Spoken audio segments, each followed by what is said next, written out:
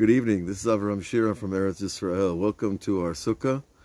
It is the night of the Hilulah, the Yahrzeit in Yiddish, of the passing of Rebbe Nachman.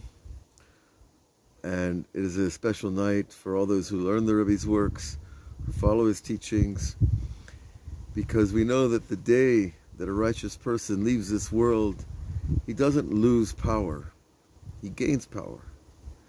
See, our bodies give us power to operate in this world, but they actually restrain our spiritual power.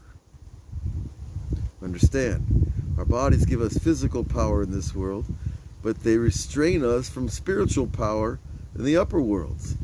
So the day that a righteous person leaves this world is a day of joy. It's a day of transformation, where Gedolim Tzadikim, Uter Gedolim Tzadikim b'mitzatam v'mechayehim, right? That the Tzadikim are greater when they pass away because they're no longer restricted by the physical world.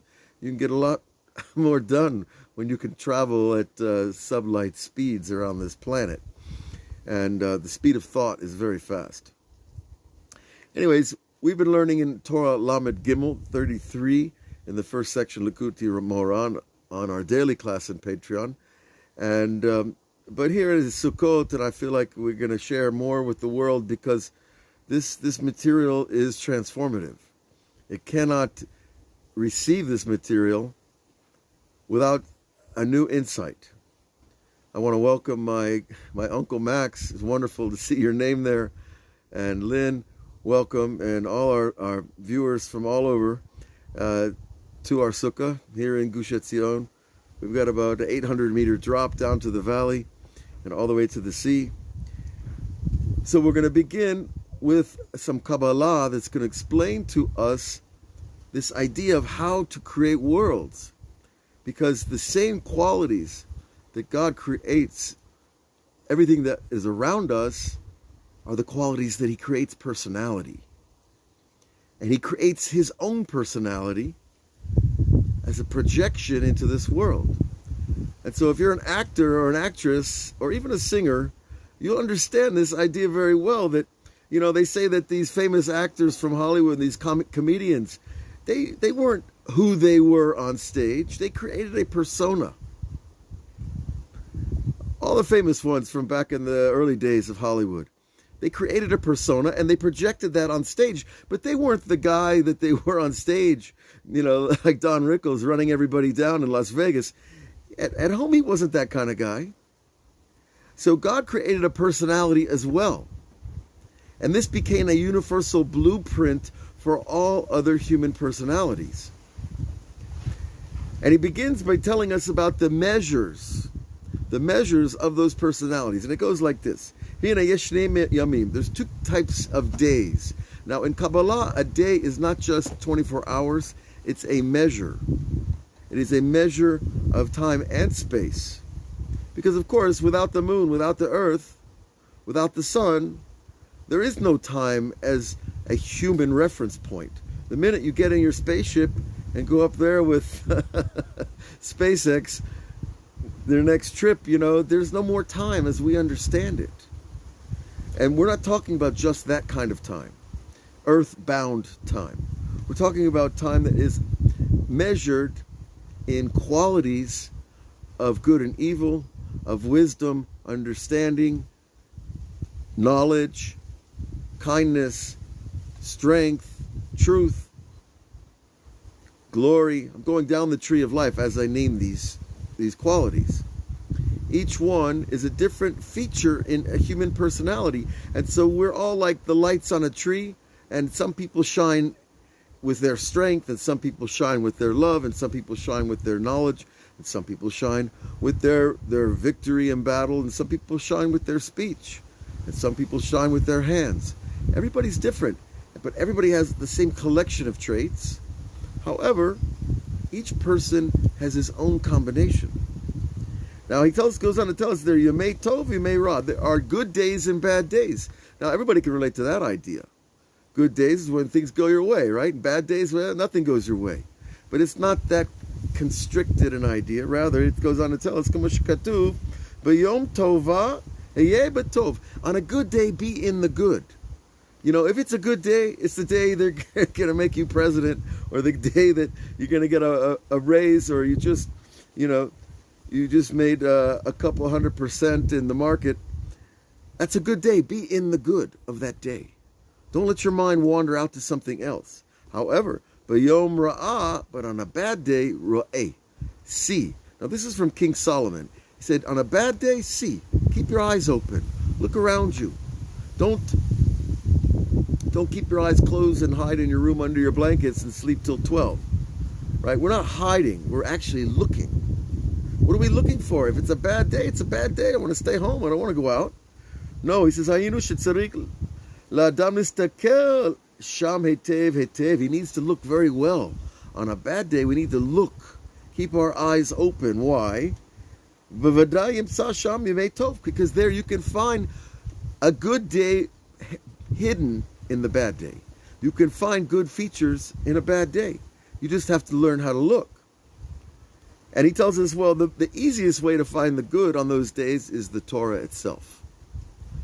The Torah, the 5 books of Moses, is not just the 5 books of Moses. It's also 3,000 pages of Talmud and Midrashim and all the Hasidut and the endless volumes of Kabbalah and law that have been coming out of the Jewish people for 3,333 years, I think, some very even number like that.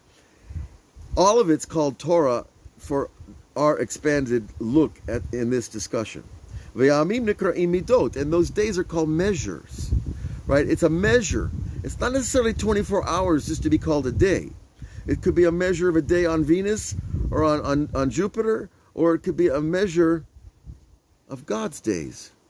And God's days are very, very long. However, let's keep going. As it's written elsewhere, he says, Midat Yamai, the years, the measures of my days. It's a phrase that an older person would utter, the days of my life. It sounds like a soap opera, right? But the days of my life are the measures of how much you accomplish, how much light you bring into the darkness. V'amidot hema Torah. And these traits, or these measures, are in the Torah. The Torah is full of measures, right? The 7 days of the week, of course, the 28, 29 days of the month, the 12 months of the year. All of these are measures. The amount of flour you need to make challah, to make a blessing when you bake bread, right? That's a measure. The amount of wine you need to drink to make a blessing, that's a measure. The Torah is full of measures. Now these measures are not just measures of volume or weight or distance or direction. They're also measures of personality.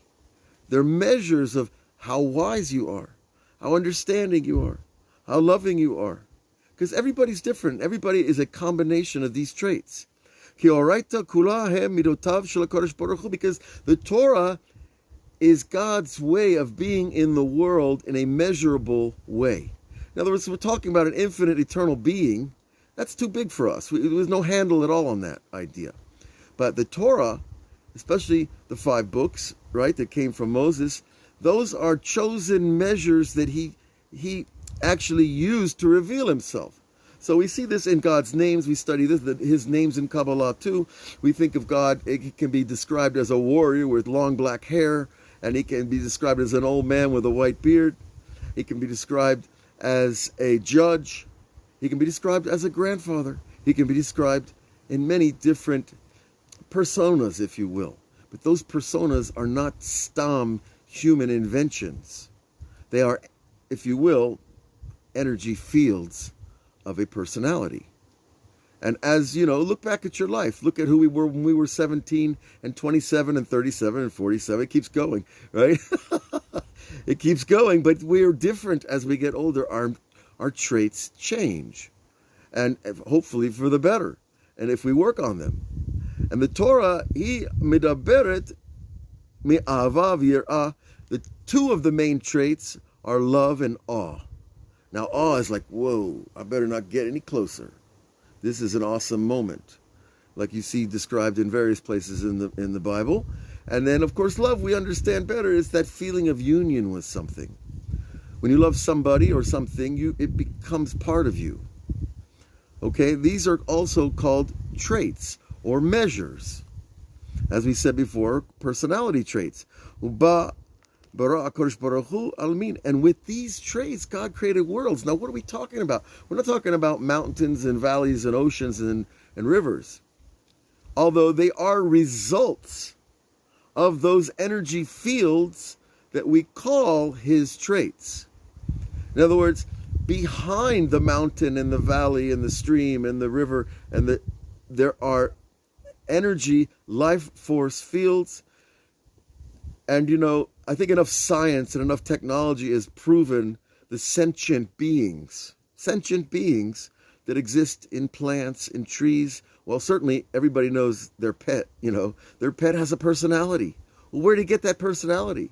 Whether you loved him or you kicked him, God forbid, no. But no, the personalities of animals are also different. Anybody who studies these creatures knows that they're different, and they come with a different collection of qualities.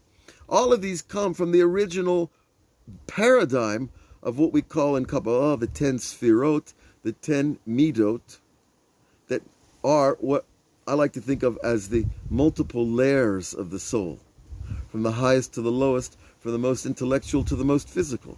They're all still parts of your soul, whether you can run fast or lift heavy weight, or you think fast and you can process many languages at once. Kadosh Baruch Hu, he created the worlds with these things. And the worlds, in Hasidut, we describe a world is anything that has time, it exists in time, it has place, it has an address, and it has intentionality. That's a world. So a world is not necessarily planet Earth, although planet Earth obviously is a world. But there are smaller worlds that are energy fields that have time, place, and intentionality.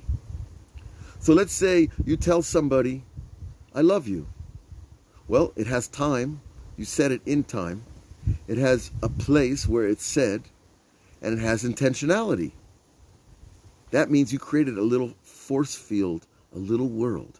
And guess what? If you mean it with sincerity and truth, it goes out of your mouth into somebody's ear and into their heart. And it changes them. That's called creating a world. Now, obviously, God is a little bigger than just our everyday speech.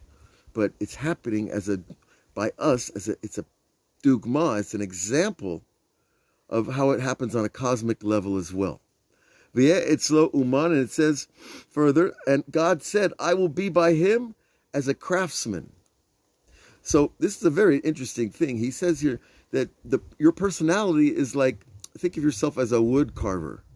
And you get to carve yourself into what you want to be. Now, I used to be a different fellow a couple of decades ago. And I decided I didn't really like who I'd become. I wanted to change. And I went on a journey, and I traveled all over the States in a van, and I did a lot of odd jobs and not so odd jobs. And I ended up discovering, the Torah and Kabbalah. And I came to Israel, went to an academy, and then I've been there 28 years. So, I just put on the brakes and said, that's it. I'm not looking anymore. I found my place. But the point is that there's this idea of crafting yourself. You can be anybody you want when you decide to be that. Now, it might not be overnight, but you have that ability, and that's because of these traits and these worlds that God uses to create. Everything around us is vibrating with these spheres. Now, al tikra amon ela uman. He says the craftsman. So these letters, Aleph, Mem, and Nun, these three letters in the Aleph Bet of Hebrew correspond to the root meaning of faith. That faith itself is something you craft. In other words, I believe in God, but, I like to keep him out there in heaven. It's a little too close for me. And other people are like, no, I like God close, but not so close that I believe he reads my thoughts. Or that God knows what I'm going to do tomorrow. Or that God knows what I should do tomorrow. So you see, faith is something that you carve. Slowly, you bring in new places and pieces. You believe you see order in your life. Wow, how'd that order get there? How is it I keep repeating certain things? How is it that these certain types of people keep entering my life? How is it that I think something and it happens? How is it that I think something and somebody else does it or says it? All those moments, what we call synchronicity, or at least Carl Jung called it synchronicity, are actually moments where information intersects between our mind and our experience. And that intersection of experience and information is one of the ways that the Creator shows us that we're not alone. Okay, and that's part of faith too. Now, when we believe that level of faith, that He's running your life from within and without, then you can understand, wow, if He's running our life from in and without, and my mind is clear, maybe I can hear God telling me instructions. Maybe I can have some guidance over here. Maybe I can make some good decisions because I have an advisor that I believe in. So we're taking the Uman, the craftsman of faith, deeper and deeper. Okay, and he tells us further, Va'otiot Torah, the letters of the Torah, they are the life force, the vibrational life force of speech, of God's speech, has the power to give life. And that's why it's a common idea in mystical circles of Judaism that God is creating the world with His speech all the time. He never stopped speaking the world into existence. And so what did He use? The letters of the Torah. And so it sounds very like Torah-centric, like the Bible is the center of everything, and God is, but we have to understand He's speaking with the vibrational patterns of things that create these 10 traits of our personality. When you're angry, you have a different vibe. When you're in love, you have a different vibe. When you're thoughtful and patient, you have a different vibe. And when you're fearless and bold and going out into battle, that's also a different vibe. So those vibes are created by something, and they're translated to us from these cosmic or primordial traits that we've been talking about tonight. Now everything, he says, Kol Davar V'Davar, is given life force by these letters, these vibrational patterns. Ela Kol Ma She'Madrega Hi Lamata, the lower you go down the tree, Sham Hemotiyot Torah, there you will find the letters of the Torah in greater constriction. They will not reveal their power to you. You know, I remember, this is true, I remember when I first opened up the Bible and started reading in Hebrew, I didn't really understand too much. And I didn't feel too much. And you know, now some days I wake up, you know, a little groggy, a little tired, a little stiff, a little like I need a hot shower just to wake up. I open the book and the minute I put my eyes on the page, I feel life. I do. I'm not exaggerating. I'm not trying to bolster my point here. I'm just telling you what I feel. That these letters, when your mind is connected to the letters of the Torah, you feel life force. That's what he's telling us here. Now, as we go down the tree, the tzimtzum, the contraction gets greater and greater as we go down lower and lower. And that means even into the gutter, you know, even into the lowest places. And they don't shine like they can shine at the highest levels. If you go to a ritual bath and you jump in a river to purify yourself, and you wear clean clothes, and you pray and you meditate and you cleanse and maybe fast a little bit, and then obviously your mind and your body are going to be able to receive from a higher level. And if I'm really out there in the physical material world chasing the holy dollar, as your dad once said, Brett, you know, it's true. Then I'm mixing into the material world. I'm not going to have the same ability to translate that power that's in the Torah.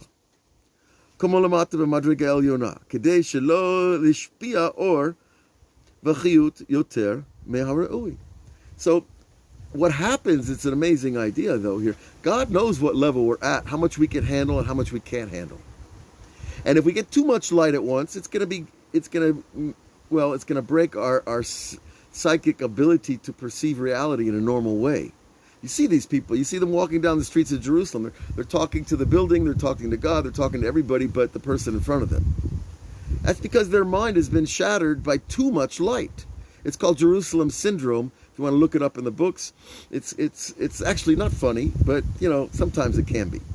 But these people, they get a lot of light. They come to Jerusalem. I mean, even The Simpsons had an episode like this, right? Old Bart got hit by Jerusalem syndrome because too much light came into his soul at once, and he was unable to think the normal, everyday thoughts that a person needs to think to function in his everyday life. But that doesn't mean when I go to the synagogue, or I go to the forest, or I go to the beach, or I go on a mountaintop, then I don't have to worry about the functioning of my everyday life, and I can focus on a higher thing. And this is one reason why Rabbi Nachman, his main advice of all is, and he gives a lot of advices, hundreds, but the main one is to go out in nature and be alone and talk to God there. Because when you're alone in nature, you have less human interference. And human interference is actually a big problem, most of the time. All right. Now, nimsa sha'afilu midor klipot, even if we're at the level of the negative forces, all the vibrations of sin, if you will, right? The energy of people who kill, who lust, who steal, those kind of people, they're not hard to find. They're not hard to see either, because they carry that energy with them. Sometimes they have other traits that they use to hide it, but anybody who's been out there a little bit can find that. Now, hayinu b'yamei ra, so the Rebbe calls these the bad days. The bad days are days when you meet bad people. A friend of mine just sent me a video. He was at the corner over here in Gush Etzion when a terrorist, and he wasn't Jewish, he pulled out a screwdriver on a soldier, and he attacked the soldier with the screwdriver. The soldier pulled out his, I think he had, well, it wasn't an M16, but it wasn't a brand new rifle either.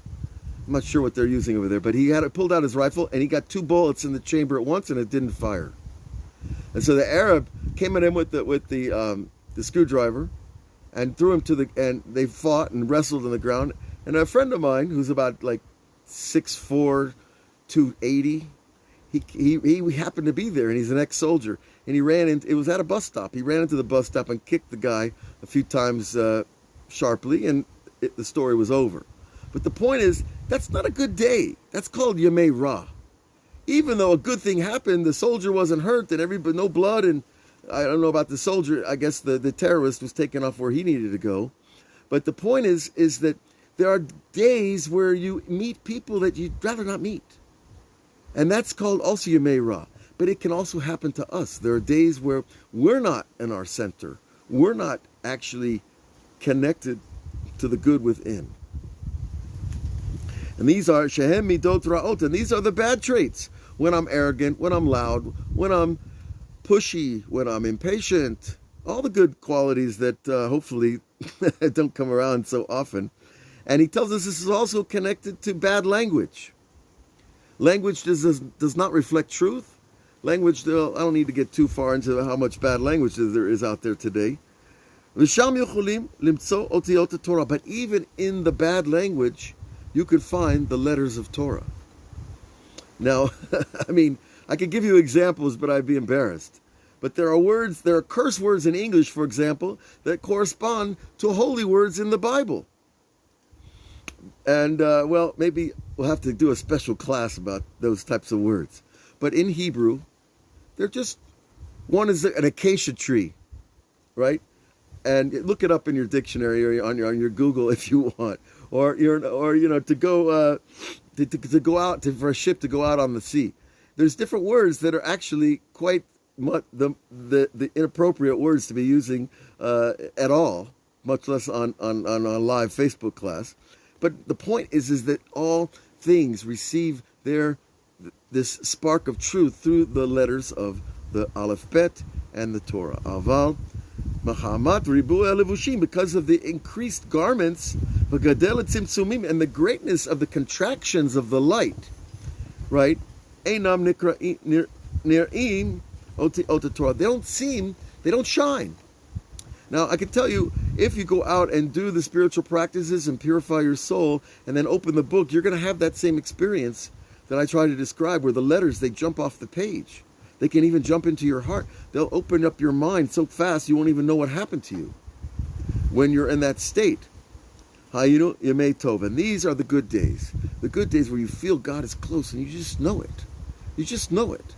And you're not being, psychotic about it. But through the evil days and the days of darkness, Ashura Alehem, and that negative vibe that goes around, I think, remember the day of 9/11, I remember I was here in Israel. But I got the word from friends coming running down the hill to tell me that they just flew planes into the Twin Towers, and it was like you just felt, ooh, like the whole day was a different day the minute that information got out. And it's happened other times, as we all know. But anybody who overpowers his own evil inclination, because every human being has a desire for good and a desire for not good. And we exist in the captain's chair between those two. And we have to decide if I want to go with the good or not. And that's a very simplified way of describing it. But we have these inclinations for good and the opposite. And a person who overpowers his evil inclination, Hayinu Ayemei, which are these evil traits, Hayinu Midot Ra'ot, he tells us these evil traits, Azai Hara Nitbalbel Legamri. Evil is confused. Evil loses its power of influence. And if you ever notice somebody who is trying to get you to do something not good, and you say no to him, he does not know what to do with it. This is the idea here. He becomes confused. Legamre neged yemei atov. He can't deal with the good traits. If someone comes to you and says, come, let's go rob this bank. And you say, are you crazy, man? What do I need to rob a bank for? Oh, it's so easy. You don't know. We'll walk with $5 million. And you go on and give you 1,000 excuses why you can get away with it and why it'll be fine. And it's not, no one's going to get hurt. And yet, if you just say no to evil, evil doesn't know what to do with you. Because that's the nature. They don't mix. In any case, and I think a bank robbery is a little silly of an example, but I think you all know what I mean. Azai otiot botot, and he tells us the letters shine out. Nitraim, and they are seen meirim bioter, and they shine in the text, in the book, and in your heart and in your mind. Ki mitechira lo ayu meirim kol kach. It's to begin with. While we're still within our psychic filters, a little more covered by the material world, we don't see them as much. Ki lo kiblu or milamala, because they have not received the light from above. Kidei shelo ikablu yemei ra, in order that they will not receive too much of the evil side as well. So this is one of the frustrating, and can be frustrating principles in this type of metaphysical teaching, is as you create and connect to more light and goodness, greater negative forces will come against you to test us. They'll test us. The more we want the good, well, the more we get tested by the not good. And I think everybody's seen it in their own life as well, if we just know how to look. But when we cancel out the ra, we say no to evil, what remains behind is only the light. And a good example of this is like, if a guy goes out to a bar to drink and he's looking at meeting ladies and he's not interested in forming a real relationship, he's not interested in anything but more base things, that's called fall in love. This is a scarf, Uncle Max. It's cold out here. The weather changed. That light of love is in the person's heart, but it's covered over by all the things that the world has to offer, especially in bars and et cetera, et cetera. And I know about that. I used to work in New Orleans, And so, but I realized after looking back 35 years ago, I really wanted the real thing. I wanted real love, but it was covered over with these garments, and I couldn't see it then. So I had to go out on my journeys and find it. And part of how it's done is by cleansing those exterior filters, those ways of looking at the world, the ways here what the Rebbe calls the bad days, the days of Ra, the days of confusion, of Well, darkness, because it's selfish. And that's really the root of a lot of the problems we have, is we're thinking about our own desires and not where someone else is at. Okay, so Azai Mikablim or Rav. And then what happens when you say no, you receive a great light from above. And I think this is a good place to stop for the evening. We'll continue this teaching every day until we finish it, probably another 2-3 years, because we got some real estate to cover. But the idea is that when you say no to evil, we create a vessel to receive good. And it becomes a great good. And you'll see it in your life, that everything turns around. And when it turns around much better than we realize. Because, our Creator knows how hard it is to make the right decisions a lot of times. And when we make those right decisions, there is a reward. And the reward is in here, and in the heart, and in our perception, in our understanding, in our centeredness, in our focus, in our ability to think, in our ability to process information, in our ability to share and to give to the world.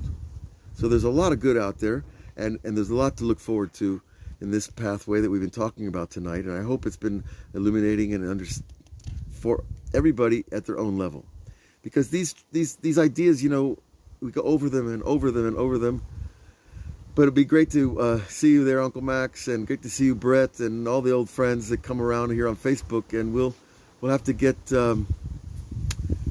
together sometime here in the Holy Land, maybe sometime in Orlando or Hollywood.